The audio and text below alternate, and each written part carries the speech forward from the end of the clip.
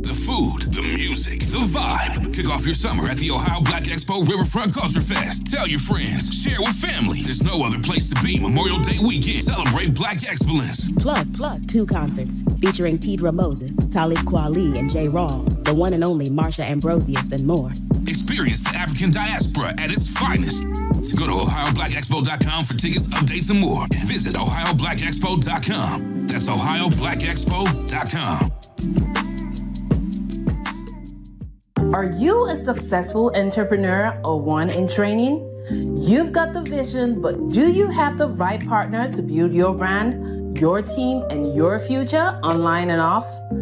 At CPRfirm.com, we offer expert consulting, financial guidance, and life coaching because we believe in doing life with our clients. After all, what is it for a man to gain the world and lose his soul?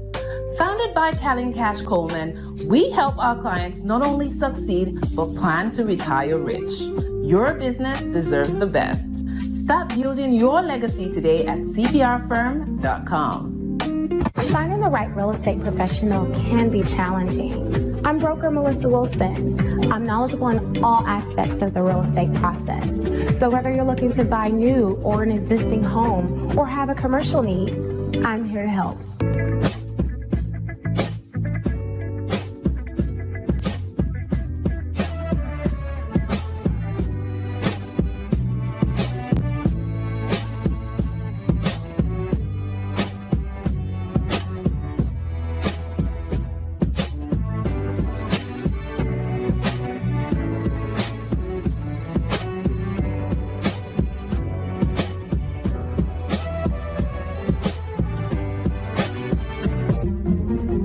Make sure you pick up my 2 books that's in Amazon right now. The first one is Passive-Aggressive Racism and the System of White Supremacy. And I talk about in that particular book how the system of white supremacy really runs on our daily lives here in America. In our latest book, 7 Steps to Decolonize the Mind, we go through those steps to try to deprogram you from the system of white supremacy. Make sure you can pick up those books on Amazon.com.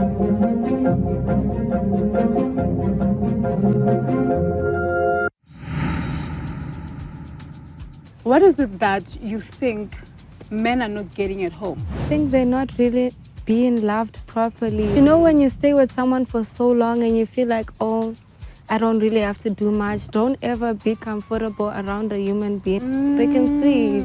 Even your own husband. Shout out to the slay queens who are getting their thing without having to sell a thing, you know? Yeah. Trust me, you can get whatever you want, like once you put your mind to it. Watch Slay Queen only on the African Diaspora News Channel app. What if I told you there's a news platform made just for us? Unfiltered, unapologetic, telling our stories from Africa and the diaspora.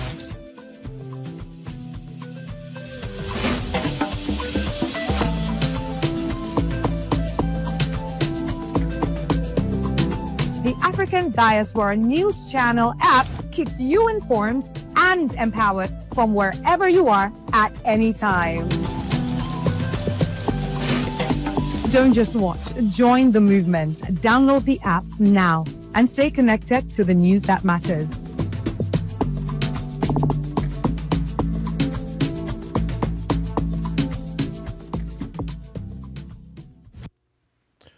All right, ladies and gentlemen, boys and girls, thank you for joining us today. It is March 24th, Monday. As we're trucking along, we almost done with another month.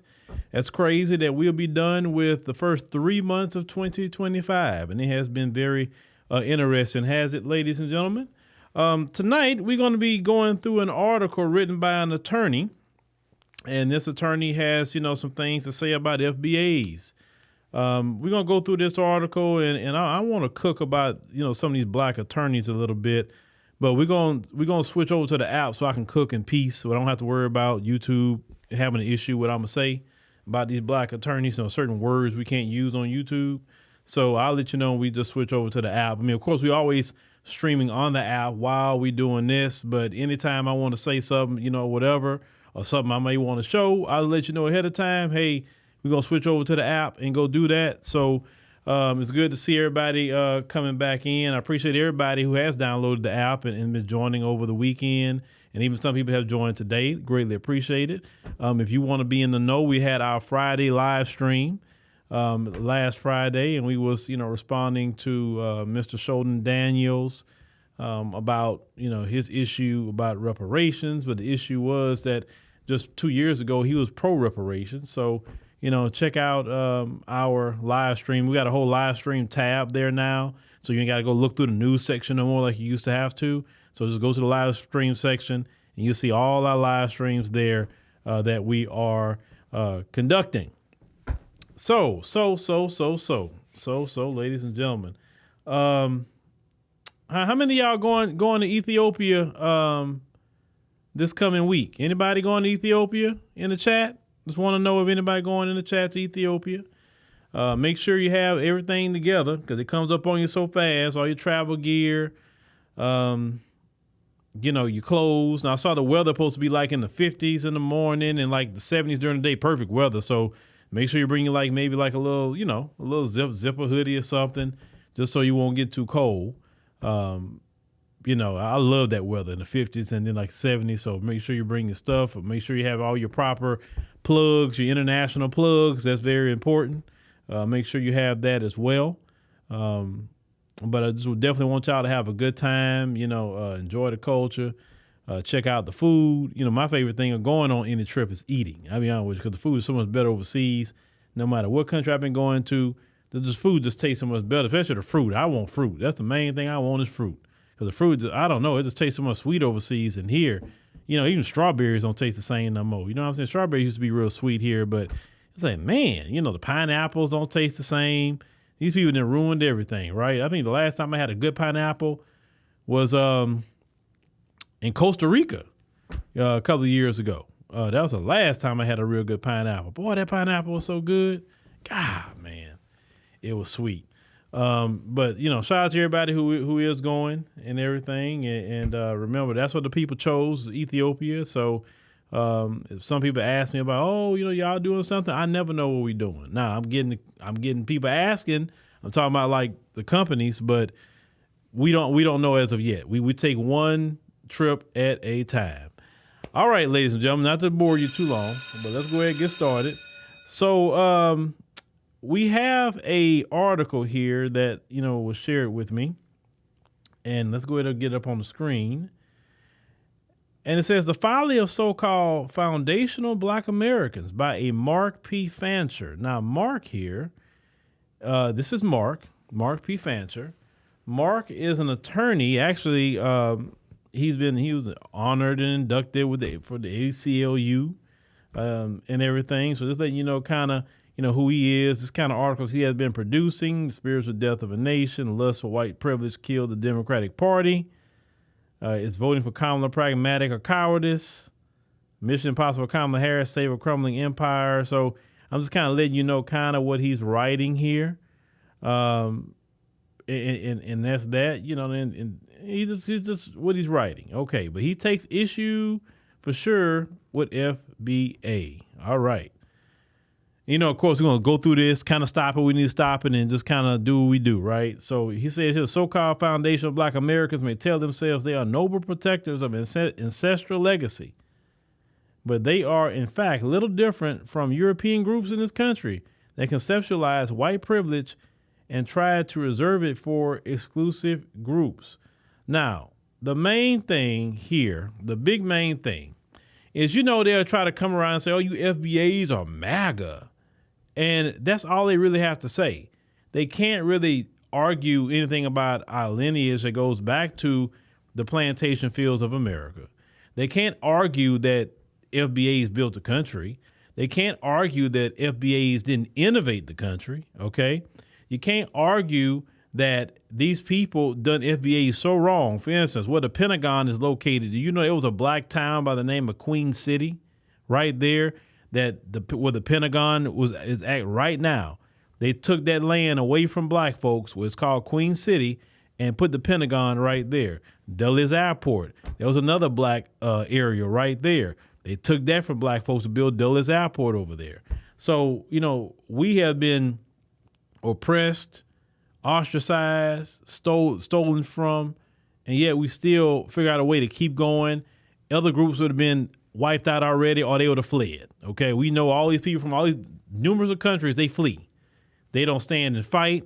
They don't rebuild. They don't do anything. That's where the contempt comes from some, not all, from some of the foreign nationals toward FBAs, is because when they look at us, they look at a group of people who didn't run, a group of people who didn't flee, a group of people didn't say, I got to go over here for a better life. If we leave America, it's because we do it by choice.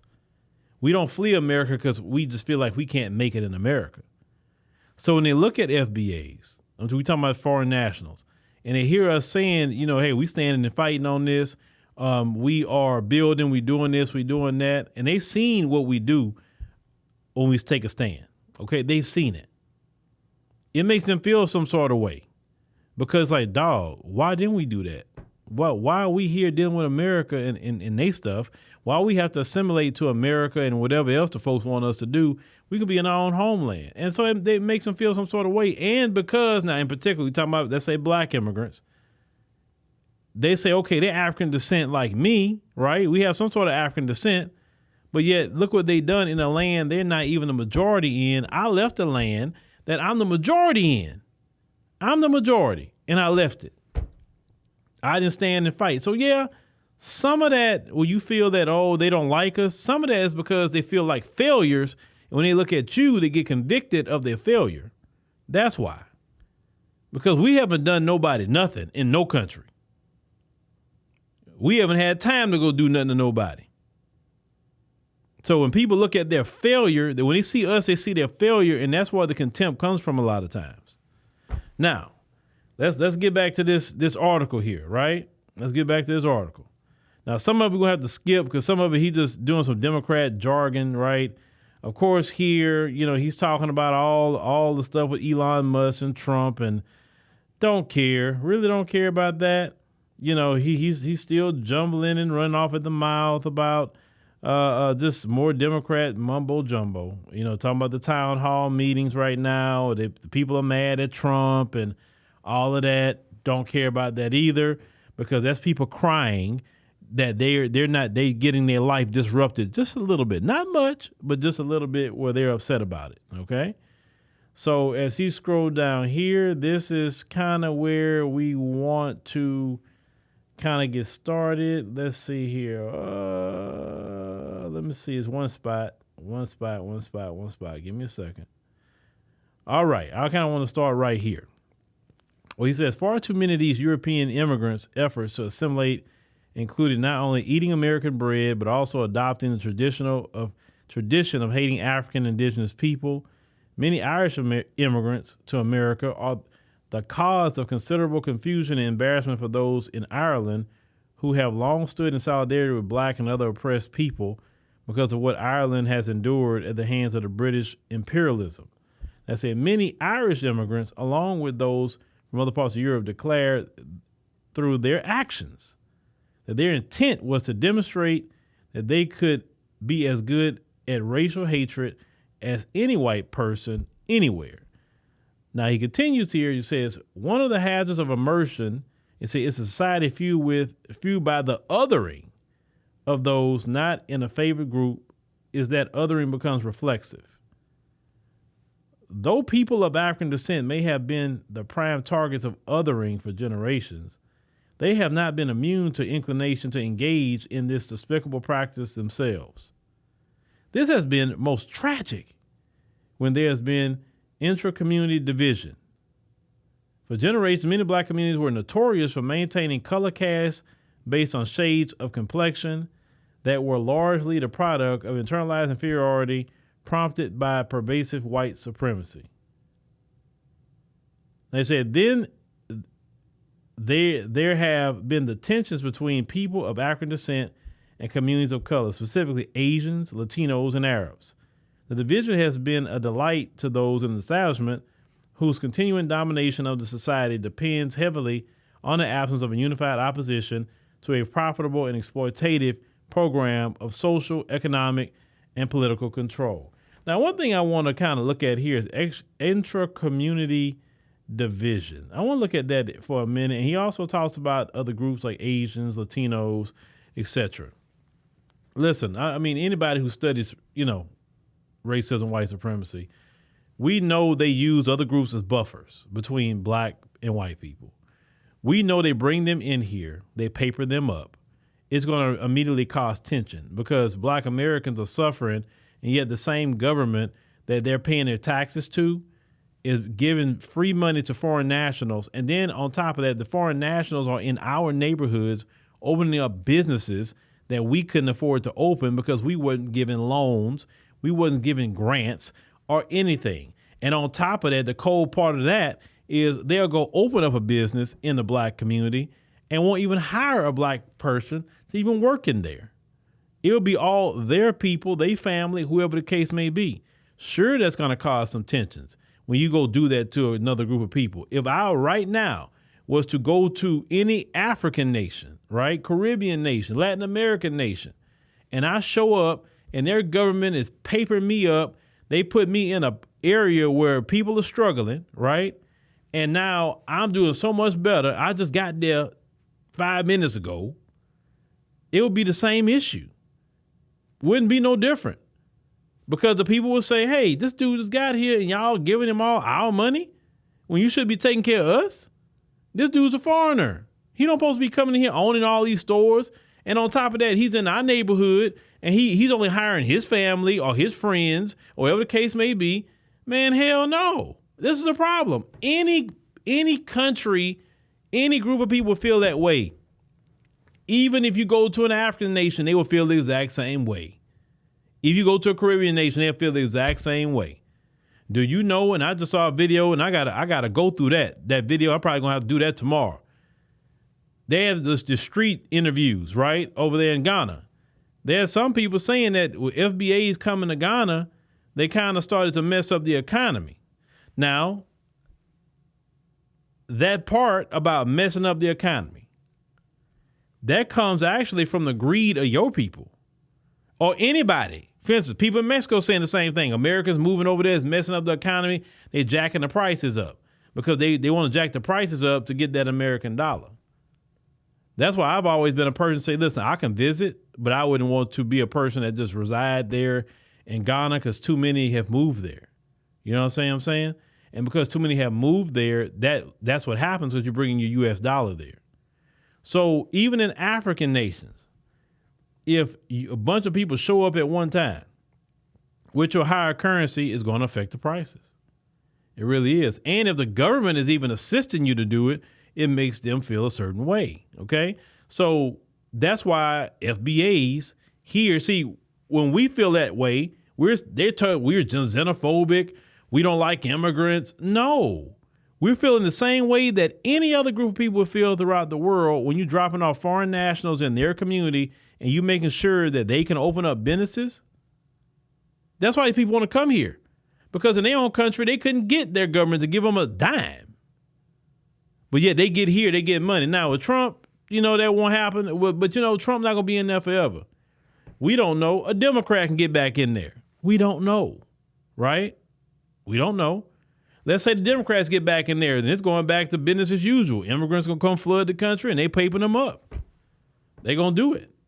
I'm telling you, I already know how the Democrats get down, but let's continue. And don't think it's not so far-fetched that the Democrats can't get back in there now. Don't think that. All right. So it said the latest iteration of black othering is found on the concept of foundational black Americans. Okay.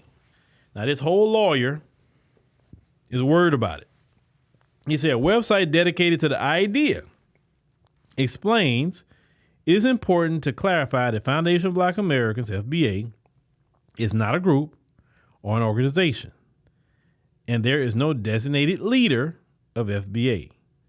FBA is a lineage-based designation that specifically refers to over 43 million black Americans who are direct descendants of the freedmen, the formerly enslaved black people who were emancipated in the United States. This lineage represents a unique and unbroken connection to the foundational builders of this nation. Now that they quoted that directly, from the site. And see, what get a lot of them and why they're having a problem with it is that, see, if they can make it an organization, if they can give it a leader, then it's easier to attack. You understand what I'm saying? You got to be an organization to attack it. But see, when something say, okay, no, it's just a lineage, and that's what it is. Hey, we are descendants of the freedmen. We are descendants of the enslaved. We are descendants of Harriet Tubman. We are descendants of Nat Turner. That's just who we are, right? And you can't join a lineage. You can't leave a lineage. You can't pay membership dues. You can't do any of that.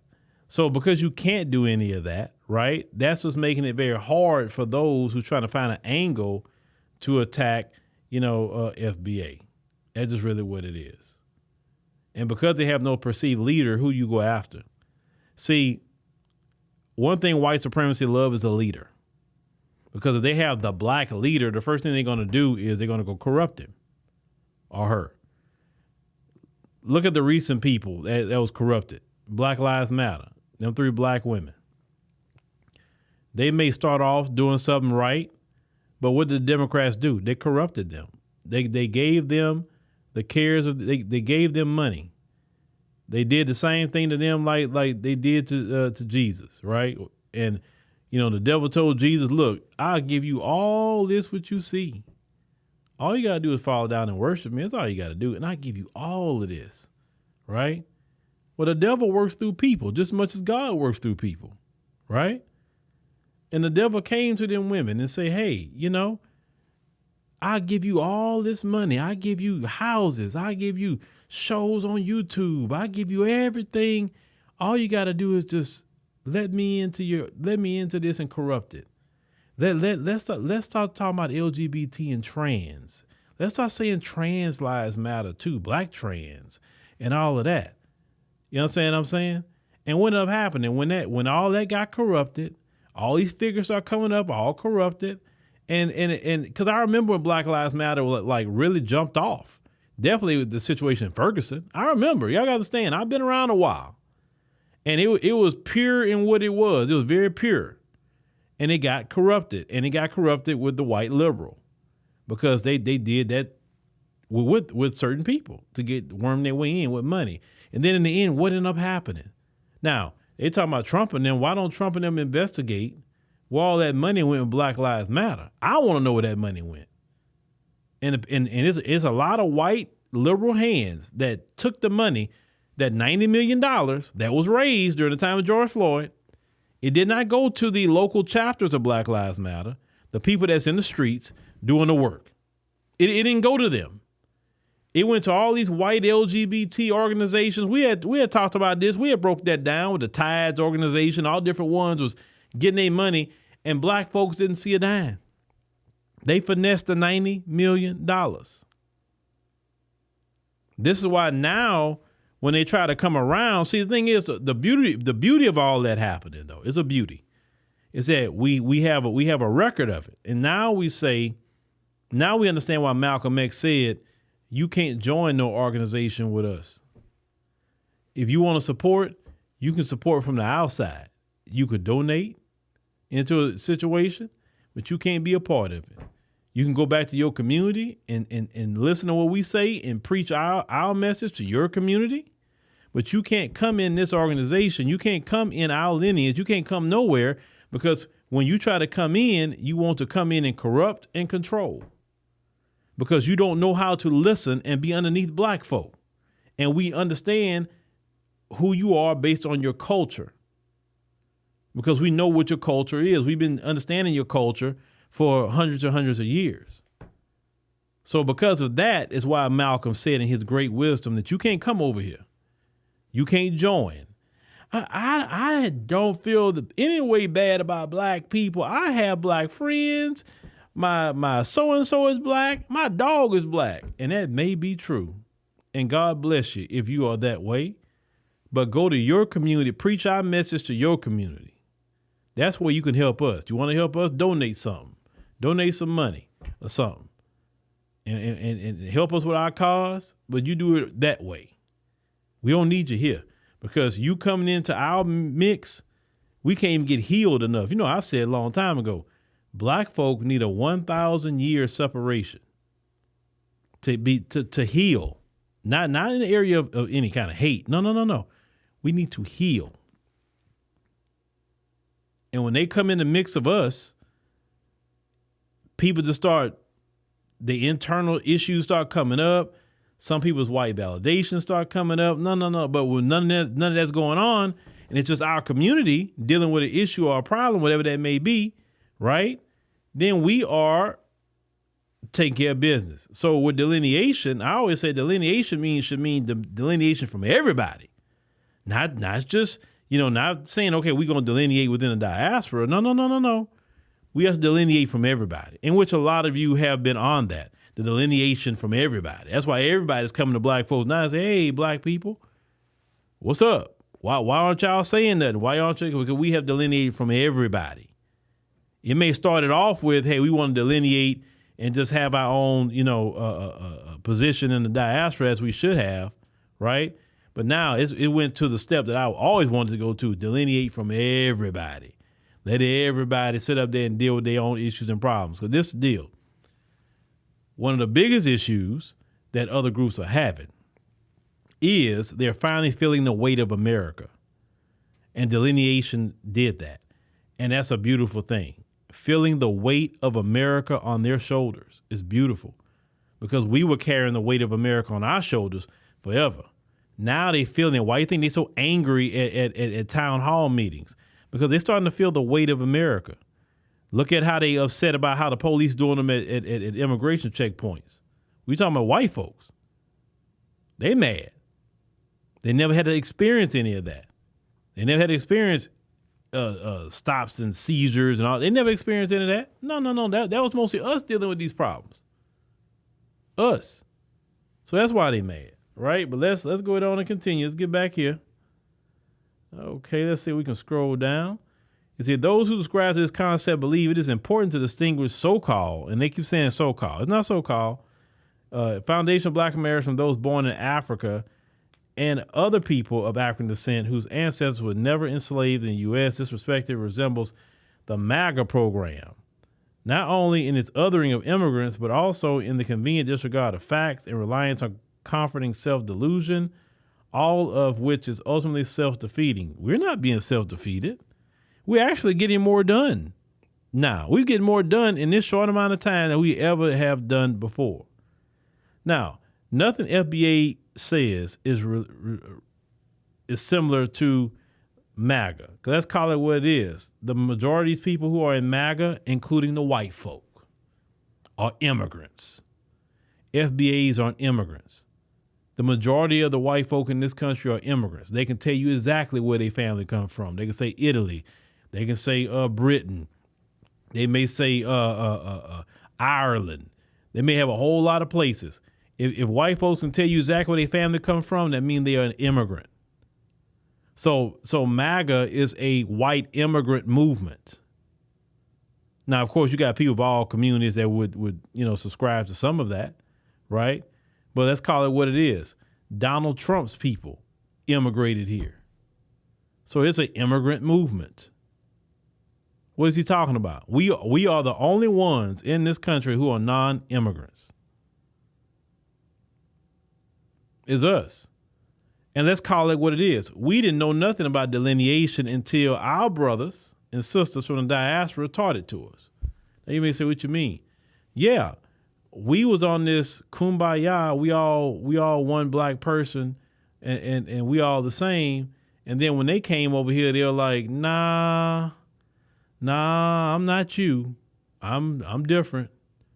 I come from this country. I come from that country. Nah, we're not going to live in y'all black communities and say, hey, let's just all live together. Hey, okay, you from Nigeria? Okay, cool. Well, man, shoot, what's up with that jollof? I'll give you some of this dirty rice and let's try it out. No. Everybody wanted to move away from FBA. The Caribbeans, a lot of them wanted to move away from FBA. They wanted to have their own everything. And then you fast forward to 2025, or definitely 2024 for sure, and black folks say, okay, cool. Well, if everybody's delineating, this was kind of like what standard operating procedure in the diaspora, well, then we gonna do it. And then the moment the FBA started to do it, everybody had a problem with it. So no, MAGA can't compare to that, because MAGA is not trying to delineate. MAGA is not saying to hell with the system. Let it do whatever it do. MAGA's not saying that. So that stupid comparison to MAGA, like I think y'all think that if y'all compare us to MAGA, that's gonna make us like, oh my God, I don't want to be compared to MAGA. And what, we supposed to fall apart or something and like try to prove you wrong? Who are you to prove anything to, first and foremost? I mean, you're nobody. Number two, if somebody wants to be MAGA, if they want to in the black community, okay, that's what they choose to do. They have a freedom to do it. What are you going to do about it? Not a freaking thing. If they want to go vote Trump, they want to go vote Republicans, that's what they want to do. That's their American right to do so. That's what you Democrats don't understand. Like, black folks don't have to vote for you. They can vote for that couch, which a lot of them did in the election. A lot of them did. If they want to vote Republican, some of black folks did vote Republican, right? If they want to vote Democrat, that's their right as well. Y'all do not own FBA votes. You don't own it. All the name calling doesn't make it any better, okay? Now let's go ahead and continue. So-called Foundation of Black Americans may tell themselves they are no protectors of ancestral lineage, but they in fact are different from European groups in this country. They conceptualize white privilege and try to serve it to exclusive groups. In the case of Foundation of Black Americans, so-called American descendants of slaves, that's two different things. That's an organization. ADOS is an organization that has a leader and chapters and stuff like that. FBA is not. Is that who preceded them is that there is this belief, sometimes stated, sometimes not, that there is only a small slice of American pie that's potentially available to black people. It's terribly unfair that those who are relatively recent arrivals in this country will share in that slice to the exclusion of people whose families have been here since the slavery era. Many Foundation of Black Americans also believe that reparations paid by the U.S. government should not be paid to those whose ancestors were not held in the bondage in the U.S. Well, why is it called reparations? Why? It is to repair. It's for slavery, okay? If you wasn't enslaved in this land, if your ancestors we went through colonization, okay, well, go get that from the British. Go get that from the French. Go get that from Spain. Go get it from them, okay? Go get it from Germany. If you're Namibia or places like that, go get it from Germany. But get it from somewhere, right? Not here. Why should the U.S. government pay, or even be told they would have to pay, entertain paying people that showed up freaking yesterday? Let me tell you something. If I go to any African country right now, and they about to give them some money, what I look like showing up and saying, hey, well, man, I just got here last week. What about me? I want some of that. They'd be like, bruh, you don't qualify for crap. You're not one of us. I mean, you in the diaspora and we cool with you, but you're not from this country. Your ancestors wasn't born here. Your ancestors were born in America. And I'm sitting up here getting mad. Like, no, it's supposed to be for, well, you know what? Because I can't get it. Well, I'm going to see what I can do to sabotage y'all getting it. What would I or any of you look like going to any other country trying to pull that crap? I'm mad that I can't get what y'all supposed to be getting. But I'm the one, by choice, came to that country. I chose to come there. Nobody forced me there. So I want the same resources that the people that have been in that country for hundreds and hundreds of years, I'm supposed to get the same resources. That's stupid.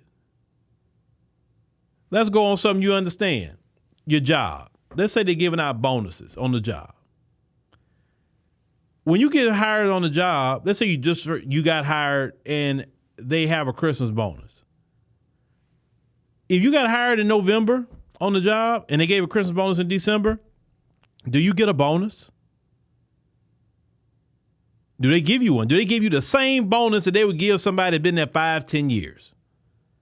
If you just started, you wouldn't even get a bonus. You just got started.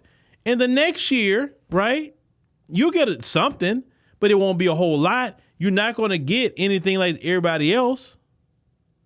it's never going to be the same. And we talking about just in the job world, right? People that have been there the longest is going to get the majority of everything. When it comes to slavery, if your ancestors were enslaved here, you'll get something. If they wasn't, then tough cookie. The problem is they have this thing where they believe foreign nationals are supposed to get everything that we get. And what we're saying now is hell to the no. You're not getting what we get because you didn't go through what we went through in this country. I'm not talking about what you happen in your country. You may say it's just as bad as y'all. It could be, but it didn't happen here. It didn't happen here. Once again, go back to your country and get what you deserve. But here, no. Show me the pictures of your ancestors getting bit up by some dogs. Show me the pictures of your ancestors being swinging off of trees. Show me the pictures of your ancestors being blown up in churches.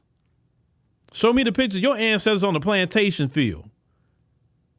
Show me pictures of your ancestors, the women in your family got white babies on their breasts. Show us those pictures. If you start producing those pictures and all of that, then we could talk. But you can't because you wasn't even here. You was over there in your place. So no. Let's continue. I say, after all, it is the foundation of Black Americans who are the foundational builders of this nation, but therein is a flagrant untruth. Implicit in the statement is a suggestion that meaningful contributions to the struggle for liberation and justice have been made solely by those whose ancestors enslaved in the U.S. What then are we to say about Marcus Garvey, who couldn't get nothing done until he came among FBAs because Jamaicans did not support him? They did not support the UNIA. And when he was deported, he ended up leaving Jamaica and going to the UK. He couldn't continue his work even in Jamaica after he got deported. So don't bring Marcus Garvey's name into it. Harry Belafonte. Okay, he was definitely a helpful person in the civil rights movement. Okay, Kwame Ture, he stood on business. C.L.R. James, Louis Farrakhan. Now, you put the minister, Louis Farrakhan, yes, he has a Caribbean background. He do. But he stood on business as an FBA here, and he advocated for FBAs. He never sat up there and advocated against FBAs. This man had went through everything for FBAs. You can't even put Minister Farrakhan in. You can't do it. You just can't do it. That man is something different.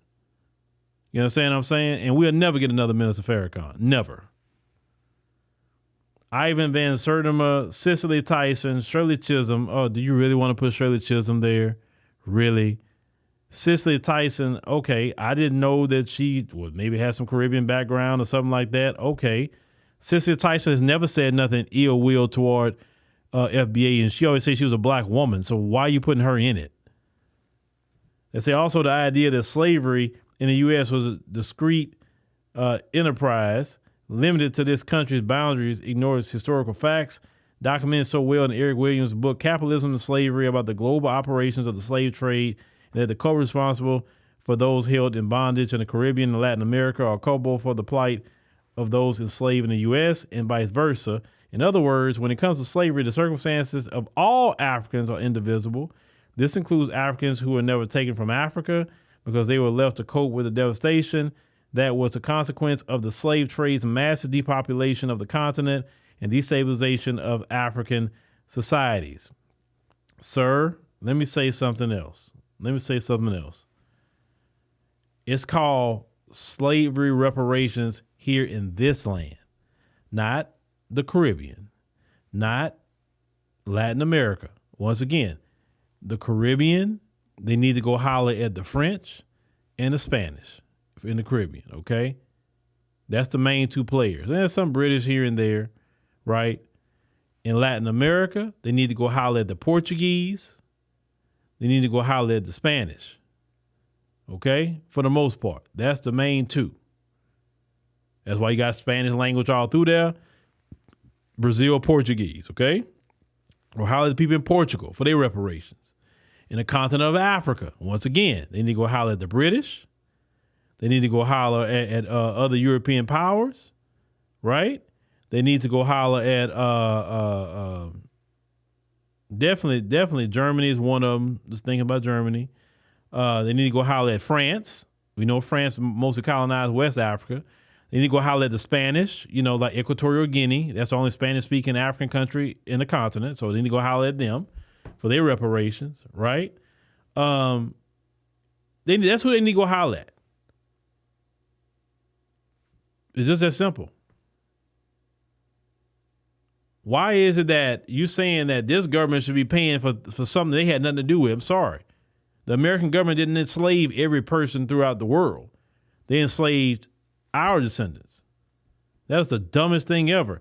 But what this man is trying to do is he's trying to see what he can do to graft foreign nationals into the slave. Because you remember he said Africa, the Caribbean, and Latin America. So that's what he wants. You graft all those people in, you won't get $5. No. Let's continue. Say hoping for only a slice of the American pie not only limits the vision of what is possible for the African world, but it also takes the idea of liberation and self-determination off the table. Why settle for a slice of American pie when it's possible to enlist all people of African ancestry in a global fight to purge Africa of all foreign exploiters and then unite the entire continent under a single flag that flies over a unified socialist economy and that through its sheer size and might is able to guarantee the protection and prosperity of not only black communities throughout the world, but also solidarity and material support for oppressed people everywhere who are fighting to escape the clutches of imperialism. Sir, let me stop there. Sir, listen. You yourself can go yourself right now to the African continent and do that. Do it. I've talked to people who've been strong, hardcore Pan-Africanists, and a lot of them never even been to Africa. I'm like, how you call yourself a Pan-Africanist and you never been to Africa? If you're a true Pan-Africanist, Africa's supposed to be, you're supposed to have your 5 to 10 year plan to leave America to go stay in the African continent. If you're not going to the African continent, if you're not traveling to the African continent at least once a year, twice a year, something like that, then how am I going to take you seriously as a Pan-Africanist? I can't take you serious. Because you're not even going to Africa. That doesn't make sense. Prime example, Umar Johnson. He got a Ghanaian citizenship, and he's still not over there. Like, bro, why are you not over there? Ghana gave you a whole citizenship, and you're not over there? Go build your school over there. It'd be much easier, actually. I just don't respect that. Like, you don't go, you're not living there? But then these same kind of people tell everybody else here, listen, realistically, 43 million people can't just jump up and go to the African continent. It just can't happen. It can't. Is it enough room to absorb 43 million people on the continent? Oh, yeah. Oh, it's the continent is way bigger than this American landmass. Way bigger. They can actually absorb 43 million people. But I really wouldn't suggest it. And I'm a person that love going to the African continent. I love going. I want to have homes in multiple African countries. That's part of my goal. And just like I got my businesses running in different African countries. I love it going over there. But realistically speaking, you still got family here. You got things going on here. You know what I'm saying? And I'm a firm believer of having, I say, look, if you can have homes in multiple countries, or at least an apartment or something in other countries, you can dip out when you want to. You can come back. You can stay 3 months or whatever. Like I tell people this, the ultimate goal, like what I would like to do is say, hey, I eventually like to stay, let's say like maybe 6-7 months on the continent and the rest, here in the stateside with time, right? With time. And when I'm doing that, I'm chilling more so than anything else. I'm not trying to, right? But not everybody want to do that. Some people are fine right here in America, and they should have their right to stay here in America. Our ancestors built this place. And every FBA has a right to America. Man, they got FBAs and they've even seen America. That's why I tell FBAs travel and go see the states and cities. At least travel to the cities where black people are at in America. So you can at least say, hey, I saw And I was thinking about that, like, say, hey, over the summer, I want to start taking my little girl to these different cities that she never been to here in America. She's been to, some for sure, some major cities, but I want to take her to cities she's never been to so she could see it. Because I want her to have like a well-rounded, even about the United States. He doing all that talking, but he ain't over there. I ain't seen no pictures of it. Maybe he did go. I don't know, but he ain't over there. He want to tell everybody else what they need to do. Let's go back here. Now they say perhaps even more important than the unification of the African world is the preservation of what makes African people so special. Now, let me stop right there. Because I'm looking at the time. So I'm gonna continue this. I'm gonna wrap this up, and now I'm gonna say what I want to say about that lawyer. But we're gonna go ahead and finish that up on the app, actually. So we're gonna go. So if you're on the ADNC app right now, then we're just gonna continue what we're saying. If you are still here on YouTube, we appreciate you joining us here tonight. Make sure you join us tomorrow night at 7 p.m. Central Standard Time. If you want to see anything we're doing outside of that, we can go to the app. But we greatly appreciate everybody. We'll catch you on the next one.